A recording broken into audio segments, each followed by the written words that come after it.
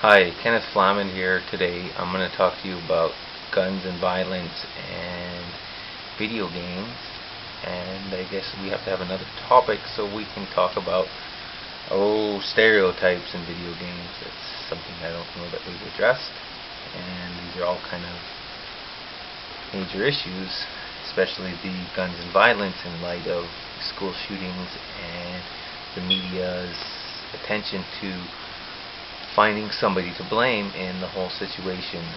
And it seems that guns are one of the people blamed and video games are the other, and the last is the troubled kid is who's to blame and whatnot. Well, to start off with the guns part, I don't think that we're going to get rid of guns in American society, and that it's so entrenched in who we are as far as the right to keep and bear arms that you're not going to get rid of this issue, this thing called the gun. So, I mean, that's one. We'll call that one out. Two, we're not going to get rid of the mass killing simulators that, for the few kids that ruin it for everybody else, all the millions and millions of people that sell it, it's unreasonable to try and take that away and to think that you could. That for the media to blame one part of the media as far as video games and violence and it perpetuating this culture of violence is very irrational, because you think of what they see, what children see on the internet and TV, and what they talked about as far as violence, and even just what they see on TV. So, you're pointing the finger at video games. Why don't you point the finger at TV and all these other places where children see violence and whatnot. So, with that, I don't think that you're going to get rid of, mass killing simulators and violence and whatnot. I know TV has changed since I was a young kid, which is forever ago, I guess, still. And it's something I don't always agree with my children, that I have to limit what they watch on TV and what they're exposed to. But that boils down to me and my next point being the troubled kid, that you have to be watching your children and cultivating this community of watching out for what's going on with kids, and and make this a better place to be in, and that we know our neighbors and a community like that, and meaningful relationships that we form, to not create these troubled kids, because that's the part of the triangle that I think we can get rid of, and at least address, and maybe stop school shootings and different things like that. But it's a really tough issue to get at. That